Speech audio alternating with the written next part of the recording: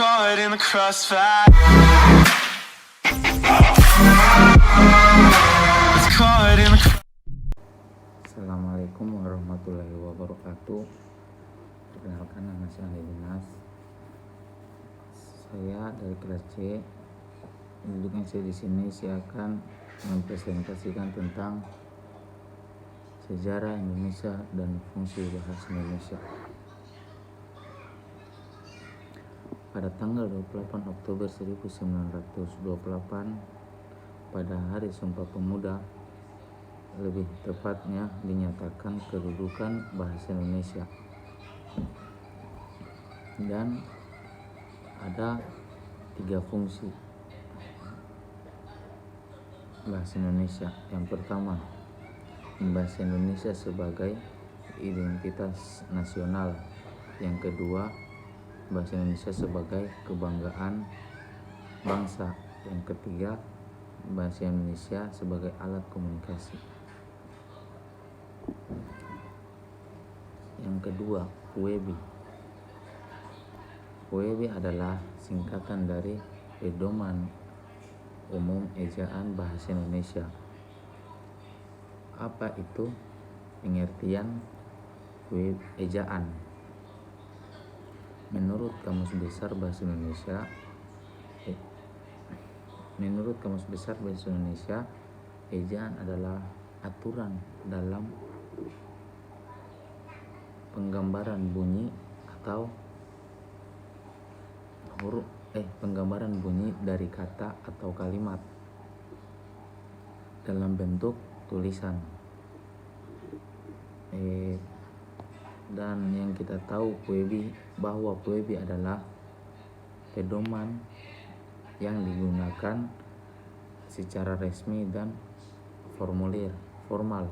Dan ejaan di atas kita tahu bahwa PUEBI adalah pedoman yang digunakan secara resmi dan formal dalam penulisan bahasa Indonesia. Dan apa itu fungsi PUEBI? Fungsi PUEBI adalah bisa dikatakan berfungsi sebagai sebuah petunjuk atau pedoman yang akan membuat kita bisa membuat tulisan bahasa Indonesia dengan benar dan baik.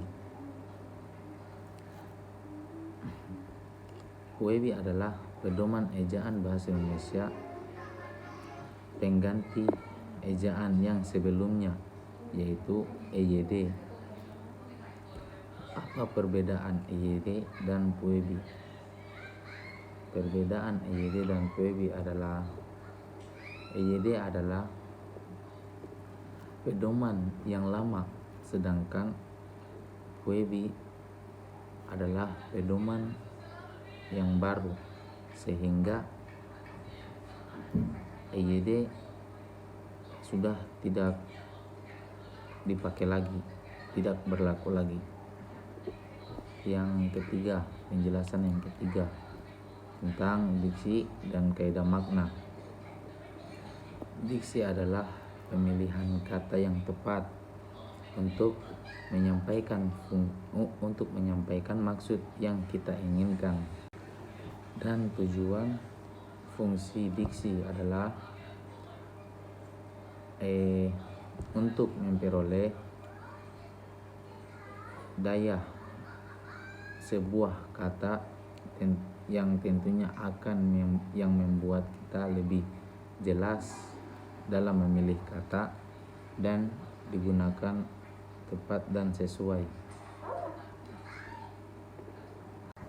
Dan fungsi diksi ialah sebagai beberapa tujuan diksi yang telah disebutkan. Masih banyak lagi fungsi diksi yang perlu kami ketahui.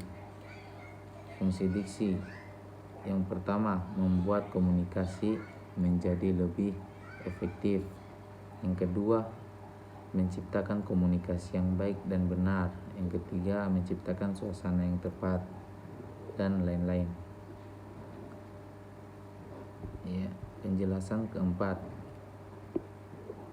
tentang pemilihan dan perluasan kalimat.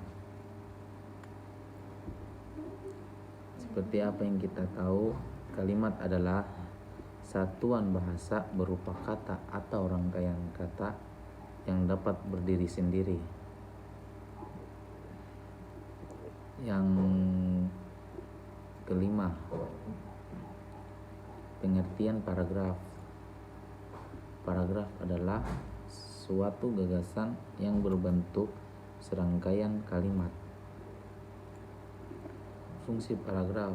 Yang pertama, paragraf dalam suatu kalimat dapat menjadi pengantar ide, isi kalimat, dan kalimat penutup dari tulisan penulis.